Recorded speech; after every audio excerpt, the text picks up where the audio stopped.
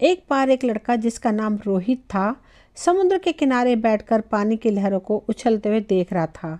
तभी अचानक समुद्र के बीचों बीच एक खूबसूरत लड़की नजर आती है और फिर अचानक वापस पानी में चली जाती है। लड़का यह देखकर आश्चर्यचकित हो जाता है। वह भागते हुए समुद्र के नज़दीक पहुंचकर चारों तरफ नज़र घुमाकर उसे देखने का प्रयास करता है, लेकिन उसे पानी के अलावा कुछ दिखाई नहीं देता। बहुत देर के बाद वे निराश होकर घर वापस आ जाता है।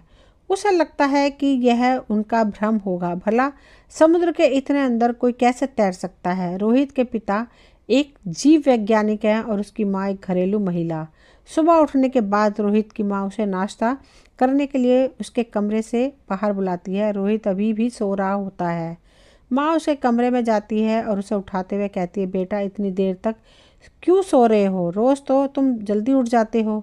रोहित आंख मलते हुए जवाब देता है, माँ मैं रात भर सो नहीं पाया। माँ ने बेटे से पूछा, क्यों बेटा, क्या हुआ, कोई परेशानी है क्या? रोहित ने समुद्र वाली बात माँ को बता दी, लेकिन माँ ने अपने बेटे की बात को नज़रअंदाज कर दिया। उसे भी लगा कि यह उसके बेटे का भ्रम होगा। नाश्ते के बाद रोहित तैयार होकर समुद्र के किनारे पहुंच जाता है। उसे पूरी उम्मीद होती है कि आज भी उसे वह लड़की दिखाई देगी, और होता भी कुछ ऐसे ही। अचानक समुद्र के बीच में से दोबारा उसे वही लड़की नजर आती है और रोहित के चेहरे में खुशी छलकने लगती है। भागते भागते समुद्र के नज़दीक पहुंच जाता है। रोहित जोर से आवाज़ लगाता है, कौन हो तुम, क्या नाम है तुम्हारा?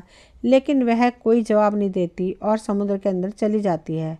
रोहित उसके इंतज़ार में शाम तक बैठा रहता है। कई घंटों इंतज़ार के बाद रोहित हताश होकर अपने घर वापस जाने लगता है।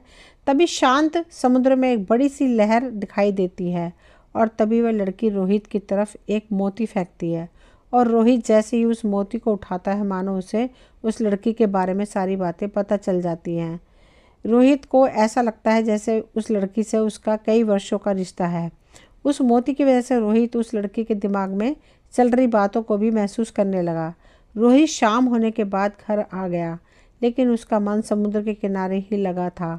दूसरे दिन सुबह उठते ही रोहित समुद्र जाने को तैयार हो गया। उसकी माँ ने उसे नाश्ता करने को कहा, लेकिन काम की जल्दी बताकर वह घर से निकल गया। रोहित को उस लड़की के दिमाग के संकेत समझ में आने लगे थे। उसे एहसास हो रहा था कि वह लड़की उसे बुला रही है और रोहित समुद्र के किनारे पर पहुंचते ही जोर से चिल्लाने लगता है, मैं आ गया, कहाँ हो तुम? लेकिन समुद्र में कोई नज़र नहीं आता है। सुबह से शाम हो जाती है, लेकिन आज रोहित को वह लड़की नज़र नहीं आती। रोहित उदास मन से अपने घर पहुंचता है। तभी उसके पापा अपनी अनुसंधान केंद्र प्रयोगशाला जा रहे होते हैं।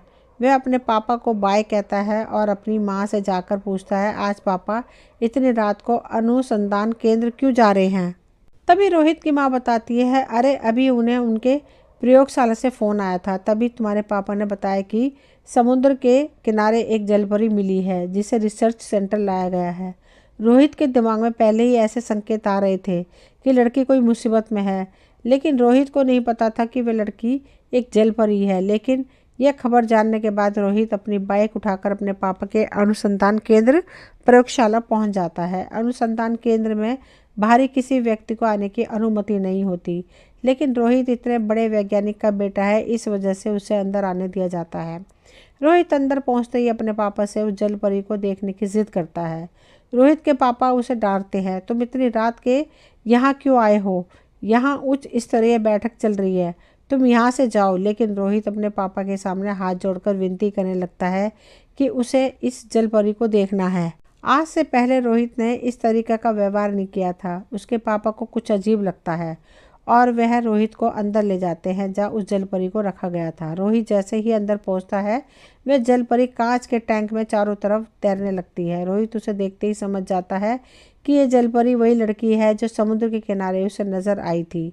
तभी जलपरी प्रेम भरी आंखों से रोहित की ओर देखती है और रोहित दौड़ते हुए कांच के टैंक के पास पहुंच जाता है। रोहित जलपरी की आंखों में लाचारी देखता है, सोचता है इसे यहाँ से बाहर कैसे निकालूं। तभी रोहित के पापा उसे प्रयोगशाला से बाहर जाने को कहते हैं। रोहित आंखों के इशारों से जलपरी को बाय कहता है। अब वह जलपरी के दिल की बात भी समझ पा रहा था। वह बहुत तकलीफ में थी, वह आज़ाद होना चाहती थी, लेकिन इतनी उच्च सुरक्षा के बीच में से जलपरी को आज़ाद करना नामुमकिन है। रोहित का एक दोस्त इंटरनेट हैकर होता है, जिसकी वजह से रोहित सांस वैज्ञानिक अनुसंधान केंद्र प्रयोगशाला का कंप्यूटर एक्सेस करवा देता है, जिससे उसे पता चलता है कि जलपरी को अगले दिन दूसरे राज्य भेजा जाएगा। और साथ ही रोहित यातायात का नक्शा भी देख लेता है। वह अपने दोस्त के साथ उस जलपरी को आज़ाद करने की योजना बनाता है, जिसके लिए वह एक ट्रक ड्राइवर और एक गोताखोर की मदद भी लेता है। योजना के अनुसार रोहित अपनी टीम के साथ दूसरे दिन ओवरब्रिज के पास इंतजार करता है। जैसे ही अनुसंधान केंद्र की गाड़ी जलपरी को लेकर समुद्र के ऊपर से गुजर रही होती है, रोहित ट्रक ड्राइवर को इशारा करता है और वह जलपरी ले जाने वाली गाड़ी को धक्का मार के पुल के नीचे गिरा देता है।